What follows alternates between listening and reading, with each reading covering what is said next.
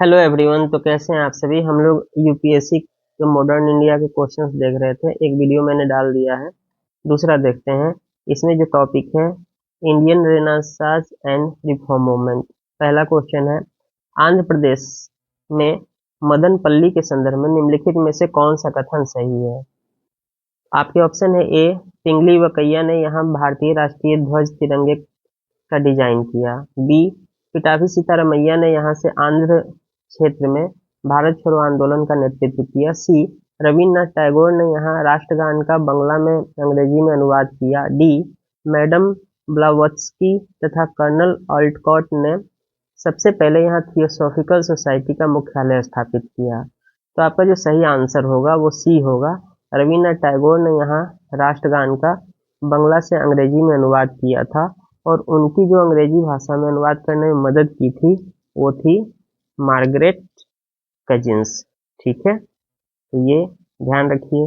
दूसरा चीज, रविन्द्रनाथ टैगोर को 1913 में नोबेल साहित्य का नोबेल पुरस्कार मिला था। ठीक है, और बुक का नाम था गीतांजलि। ठीक, अन्य की बात करें तो पिंगली वकैया ने यहाँ भारतीय राष्ट्रीय ध्वज तिरंगे को डिजाइन किया। यहाँ पर नहीं किया था, बल्कि कांग्रेस का अधिवेशन हुआ था विजयवाड़ा में, विजयवाड़ा 1921 में। यहाँ पर इन्होंने पहली बार भारतीय राष्ट्रीय ध्वज तिरंगे को डिजाइन किया था। पिटाभी सीतारमैया की बात करें तो इन्होंने, जब क्विट इंडिया मूवमेंट भारत छोड़ो आंदोलन चल रहा था, तो इन्हें महाराष्ट्र के अहमदनगर जेल में बंद किया गया था। ठीक, अहमदनगर जेल। इसके अलावा इनकी बात करें तो इन्होंने 1935 ईस्वी में कांग्रेस का इतिहास लिखा था। ठीक है, मैडम ब्लावत्स्की और कर्नल ऑल्टकॉट की बात करें तो इन्होंने थियोसॉफिकल सोसाइटी 1875 में यूएसए में स्थापित की थी। तो नेक्स्ट क्वेश्चन है, अस्पृश्य समुदाय के लोगों को लक्षित कर प्रथम मासिक पत्रिका वाइटाइल विध्वंसक किसके द्वारा प्रकाशित किया था। ऑप्शन है ए, गोपाल बाबा वलंगकर। बी, ज्योतिबा फूले। सी, मोहनदास करमचंद गांधी। डी, भीमराव रामजी अंबेडकर। तो सही आंसर इसका ए होगा। गोपाल बाबा वलंगकर ने ही अस्पृश्य समुदाय के लिए वर्क किया था। उनके सामाजिक आर्थिक उत्थान के लिए, उन्हें जो उत्पीड़न सहना पड़ रहा था उसकी मुक्ति के लिए इन्होंने पत्रिका का प्रकाशन किया 1888 ईस्वी में। इसमें ब्राह्मणवाद का विरोध किया गया था। क्वेश्चन है, भारतीय इतिहास के संदर्भ में 1884 का रखमाबाई मुकदमा किस पर केंद्रित था। एक, महिलाओं का शिक्षा पाने का अधिकार। 2, सहमति आयु। 3, दाम्पत्य अधिकारों का प्रतिस्थापन। नीचे दिए गए कूट का उपयोग करके सही उत्तर चुनना है। तो देखिए, जो रखमाबाई थी उन्होंने चिकित्सा के क्षेत्र में अध्ययन किया था। ठीक है, और कहाँ से पढ़ी थी तो उन्होंने 1889 में लंदन स्कूल ऑफ मेडिसिन से पढ़ाई की थी। इसीलिए उन्होंने एज ऑफ कंसेंट जो आया था 1891 में, उसमें इन्होंने महिलाओं के एज को बढ़ाने की मांग की थी। और ये जो बहराम जी मालाबारी थे, इनके साथ मिलकर इन्होंने एज ऑफ कंसेंट पर सहयोग किया था एक दूसरे के साथ। तीसरा है दाम्पत्य अधिकारों का प्रतिस्थापन। बिल्कुल, इन्होंने दाम्पत्य जीवन में महिलाओं के अधिकार को प्रबल करने की बात कही थी। तो पहला जो है महिलाओं का शिक्षा पाने का अधिकार, इसके लिए इन्होंने कोई खास प्रयास नहीं किया था। बेसिकली इन्होंने प्रयास दूसरे और तीसरे के लिए किया था। इस प्रकार देखा जाए तो पहला गलत हो गया, तो वैसे आंसर बी हो जाएगा। केवल 2 और 3। नेक्स्ट क्वेश्चन है, एक तरफ आंदोलन और संगठन दिया हुआ है, दूसरी तरफ उसके नायक किसने नेतृत्व किया वो दिया हुआ है। पहला है अखिल भारतीय अस्पृश्यता विरोधी लीग, उसके सामने है महात्मा गांधी। दूसरा है अखिल भारतीय किसान सभा, उसके सामने है स्वामी सहजानंद। तीसरा है आत्मसम्मान आंदोलन, उसके सामने है नायकर ईवी रामास्वामी। उपयुक्त में से कौन सा युग्म सही सुमेलित है, आपको ये बताना है। तो देखिए, अखिल भारतीय अस्पृश्यता विरोधी लीग ये महात्मा गांधी के द्वारा ही बनाया गया था और इसकी स्थापना की गई थी 1932 में, जो बाद में हरिजन सेवक संघ नाम इसका पड़ गया। ठीक, तो हरिजनों की सेवा करने के लिए ये संगठन बनाई गई थी। दूसरा है अखिल भारतीय किसान सभा, ये स्वामी सहजानंद ने ही किया था, ये बिहार के रहने वाले थे और 1936 में लखनऊ में अखिल भारतीय किसान सभा का गठन हुआ था। यहाँ पर इन्हें अखिल भारतीय किसान सभा का अध्यक्ष चुना गया था, अध्यक्ष, और एनजी रंगा ये इसके सचिव थे। ठीक, तो दूसरा भी सही है। तीसरा आत्मसम्मान आंदोलन नायकर ईवी रामास्वामी का ही था, जिन्होंने बाद में इनको पेरियार कहा गया, पेरियार। ये बेसिकली 1925 तक कांग्रेस में ही थे और इन्होंने असहयोग आंदोलन में भी भाग लिया था। गांधी जी से बहुत प्रभावित थे, लेकिन 1925 में इन्होंने कांग्रेस को त्याग दिया और तभी इन्होंने जाति विरोध आंदोलन, जो ब्राह्मणवादी जाति थी, ब्राह्मणवाद, उसका विरोध किया। ठीक है, और आत्मसम्मान आंदोलन चलाया था। ये बेसिकली क्या था, मंदिरों में प्रवेश के लिए शुरू हुआ था। तो इस प्रकार देखा जाए तो तीनों सही, तो इसका आंसर डी हो जाएगा। नेक्स्ट क्वेश्चन है, निम्नलिखित में से कौन सी घटना सबसे पहले घटित हुई थी? ए, स्वामी दयानंद ने आर्य समाज की स्थापना की। बी, दीनबंधु मित्र ने नील दर्पण का लेखन किया। सी, बंकिम चंद्र चट्टोपाध्याय ने आनंद मठ की रचना की। D, Satyendranath Tagore Indian civil services परीक्षा में सफलता पाने वाले प्रथम भारतीय बने। तो देखिए, स्वामी दयानंद ने आर्य समाज की स्थापना 1875 ईस्वी में मुंबई में की थी। ठीक है, कहाँ की थी? तो मुंबई में, तो ये आप ध्यान रखिए। और दीनबंधु मित्र ने नील दर्पण का लेखन कब किया? तो ये 1859-60 में हुआ, क्योंकि नील आंदोलन जो चला था बंगाल में वो 1859 में ही चला था। बंकिम चंद्र चट्टोपाध्याय ने आनंद मठ की रचना कब की? तो इन्होंने 1882 में आनंद मठ की रचना की थी, जो बंगाल में ही चला था, सन्यासी विद्रोह, सन्यासी। ठीक है, तो सन्यासी विद्रोह जो हुआ था 100 साल लगभग पहले, उसी पर आधारित था। ये लगभग 1779-80 में हुआ था सन्यासी विद्रोह, उसी पर आधारित था बंकिम चंद्र चटर्जी का आनंद मठ। ठीक है, और लास्ट जो है Satyendranath Tagore Indian civil services परीक्षा में सफलता, तो ये प्रथम भारतीय थे। इन्होंने 1863 ईस्वी में इस एग्जाम को पास किया था। ठीक, तो देख लीजिए सबसे पहले कौन सी घटित हुई? तो सबसे पहले घटित हो गई आपको दीनबंधु मित्र ने नील दर्पण का लेखन किया, तो बी इसका आंसर हो जाएगा। नेक्स्ट क्वेश्चन है, सत्य शोधक समाज में संगठित किया गया, किस लिए किया गया था? ए, बिहार में आदिवासियों के उत्थान के लिए एक आंदोलन थी। बी, गुजरात में एक मंदिर प्रवेश आंदोलन था। सी, महाराष्ट्र में जाति विरोधी आंदोलन था। डी, पंजाब में एक किसान आंदोलन था। इसका सही आंसर सी होगा, महाराष्ट्र में जाति विरोधी आंदोलन था। देखिए, जो सत्य शोधक समाज था, इसकी स्थापना 1873 में ज्योतिबा फूले ने की थी। ठीक है, और ये बेसिकली क्या था, जाति विरोध किया गया था, खासकर ब्राह्मणवाद का। ठीक, उसके अलावा इन्होंने शोषण के विरुद्ध भी अभियान चलाया था। मूर्ति पूजा का विरोध किया गया, मूर्ति पूजा, और इसके लिए इन्होंने एक पत्रिका भी निकाली थी। उस पत्रिका का नाम था दीन बंधु। ठीक, नेक्स्ट क्वेश्चन है, निम्नलिखित पर विचार कीजिए। पहला है कलकत्ता यूनिटेरियन कमेटी, दूसरा है टेबरनेकल ऑफ न्यू डिस्पेंसन तीसरा है भारतीय सुधार संघ, केशव चंद्र सेन उपयुक्त में से किसकी स्थापना से जुड़े हैं? तो देखिए जो कलकत्ता यूनिटेरियन कमेटी थी, इसकी स्थापना कब हुई? तो ये 1821 ईस्वी में हुई थी और इसको किया किसने था? तो राजा राम मोहन राय तथा इनके जो अंग्रेजी मित्र थे विलियम एडम, इन्होंने ही इसकी स्थापना की थी। एक सुधारवादी समिति थी जो एकेश्वरवाद पर बल देती है धार्मिक मामलों में। टैबरनेकल ऑफ न्यू डिस्पेंसन, इसको 1864 में स्थापित किया गया था केशव चंद्र सेन के द्वारा ही।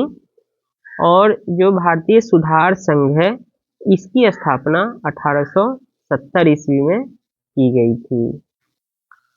तो ये जो टैबरनेकल ऑफ न्यू डिस्पेंसन था, ये 1864 नहीं 1868 होगा। तो ये स्थापित की गई थी कि सभी धर्मों को एक प्लेटफॉर्म देकर एक जगह समाहित करने की बात की गई थी। ठीक है।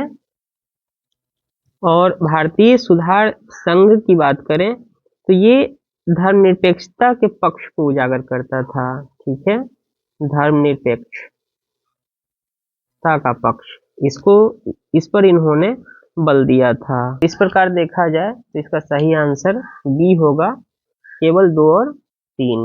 नेक्स्ट है एनी बेसेंट के बारे में दिया गया है। पहला है होम रूल आंदोलन शुरू करने के लिए जिम्मेदार, दूसरा थियोसॉफिकल सोसाइटी की संस्थापक, तीसरा है एक बार भारतीय राष्ट्रीय कांग्रेस की अध्यक्ष।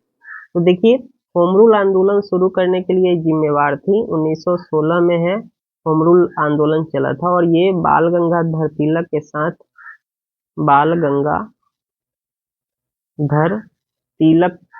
के साथ मिलकर इन्होंने होम रूल लीग चलाया था और इनका जो केंद्र था वो था मद्रास। ठीक है, और शेष भारत में इन्होंने चलाया था। बाल गंगाधर तिलक ने कुछ जगहों पर चलाया था, उसको छोड़ के शेष भारत में इनका योगदान था। थियोसॉफिकल सोसाइटी की बात करें तो इसकी स्थापना इन्होंने नहीं की थी, ये बाद में इसकी सदस्य बन गई थी।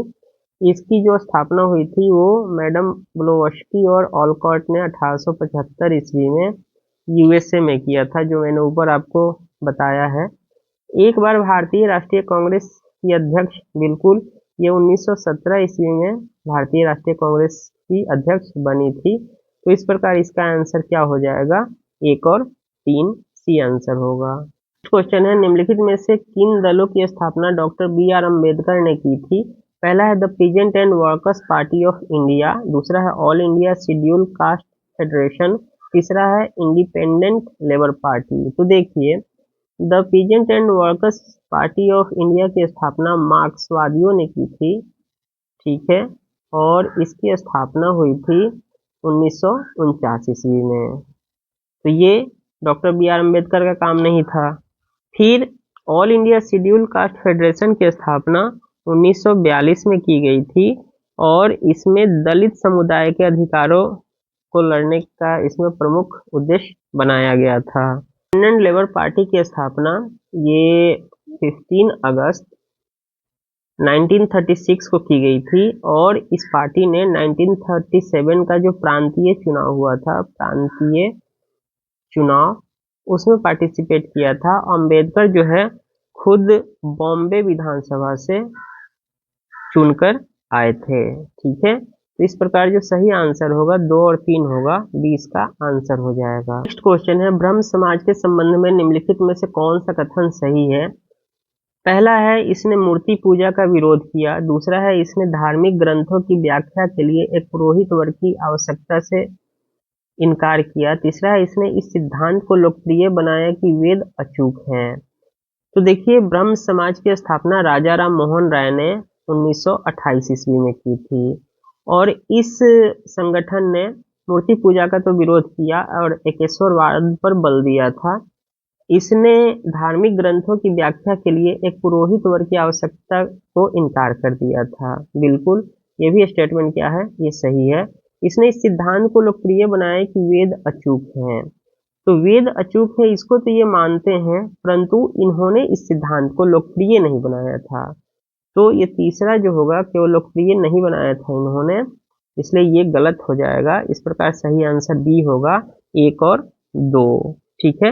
इन्होंने कर्म सिद्धांत पर बल दिया था, इन्होंने जाति व्यवस्था का विरोध किया था। साथ ही जो सती प्रथा है, सती प्रथा, उसका भी इस संगठन ने विरोध किया और इसी को लेकर 1829 में कानून भी बना था। उस समय लॉर्ड विलियम बेंटिक शासक थे। पर चर्चा करते हैं early uprising against the British and revolt of 1857। पहला क्वेश्चन है, निम्नलिखित में से किस कारण से भारत में 20वीं शताब्दी के आरंभ में नील की खेती का ह्रास हुआ?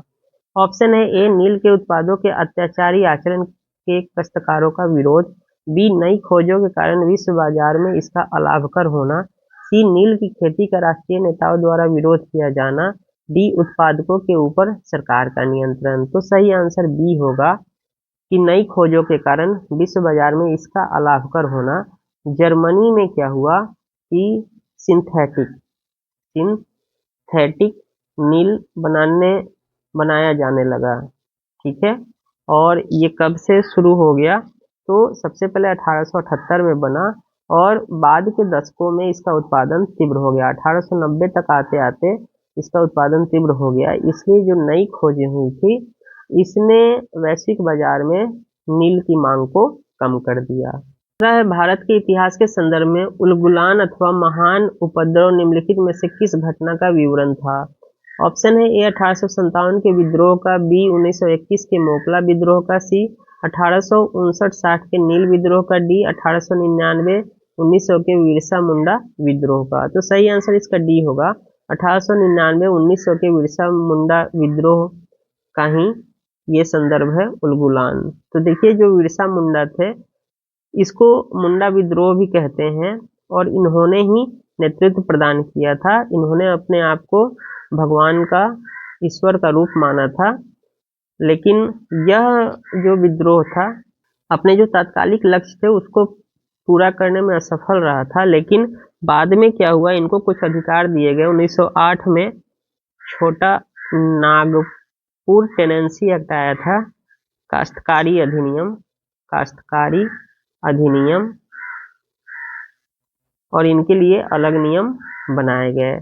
जो एक प्रथा होती थी जिसको हम बोलते हैं खुट्टी कट्टी का अधिकार, ये इनको पुनः प्रदान कर दिया गया था। नेक्स्ट है, संथाल विद्रोह के शांत हो जाने के बाद औपनिवेशिक शासन द्वारा कौन से उपाय किए गए? ठीक है। पहला है, संथाल परगना नामक राज्य क्षेत्रों का सृजन किया गया। दूसरा है, किसी संथाल का गैर संथाल को भूमि अंतरण करना गैर कानूनी हो गया। उपयुक्त में से सही उत्तर बताना है। देखिए, जो संथाल विद्रोह हुआ था वो 1855-56 में हुआ। ठीक है। और इसके नेतृत्वकर्ता कौन थे? तो सिद्धू थे, कान्हू थे और इसके अलावा भैरवा, और साथ में इनके एक और भाई थे, उनका नाम था चंद। तो ये 4 भाई मिलके इस संथाल विद्रोह को वैश्विक शासन के विरुद्ध चलाया और ये एक किसान आंदोलन था। ठीक है। और बेसिकली क्यों ये हुआ, तो बेसिक जो आप पढ़ते हैं, 1793 ईस्वी में जो बंगाल प्रेसिडेंसी में अस्थाई बंदोबस्त की नीति आई, बंदोबस्त की नीति जो कृषि क्षेत्र में लागू की गई, इससे यहाँ का जो राजस्व था वो महंगा हो गया, लगभग 3 गुना ज़्यादा महंगा हो गया। इस कारण से ये आंदोलन चला। ठीक है। और उसके बाद 1885 ईस्वी में क्या होता है कि बंगाल काश्तकारी अधिनियम पारित होता है और इसी के द्वारा जो संथाल परगना था उसको एक राज्य क्षेत्र के रूप में नया क्षेत्र घोषित कर दिया गया, जिसमें कुछ भागलपुर के क्षेत्र को और बीरभूम जिले को मिलाकर एक नया जिला बनाया गया। दूसरा स्टेटमेंट है कि किसी संस्थाल का गैर संस्थाल को भूमि अंतरण करना गैर कानूनी। बिल्कुल, बाहरी लोगों को दीकू कहा जाता था और दीकुओं को अब जो है भूमि स्थानांतरण करना गैर कानूनी घोषित कर दिया गया। ठीक है। तो इस प्रकार पहला और दूसरा दोनों सही है, सी इसका आंसर होगा। नेक्स्ट क्वेश्चन है, महारानी विक्टोरिया की उद्घोषणा 1885 में क्या क्या शामिल था? पहला है भारतीय राज्यों को ब्रिटिश साम्राज्य में मिलाने के किसी भी विचार का परित्याग करना। दूसरा है भारतीय प्रशासन को ब्रिटिश ताज के अधीन रखना। तीसरा है भारत के साथ ईस्ट इंडिया कंपनी के व्यापार को विनियमित करना। सही उत्तर बताना है आपको। तो देखिए 1858 में क्या हुआ, जो उस समय के गवर्नर जनरल थे लॉर्ड कैनिंग, उन्होंने ही इलाहाबाद में 1 नवंबर 1858 को महारानी विक्टोरिया का घोषणा पत्र पढ़ा था।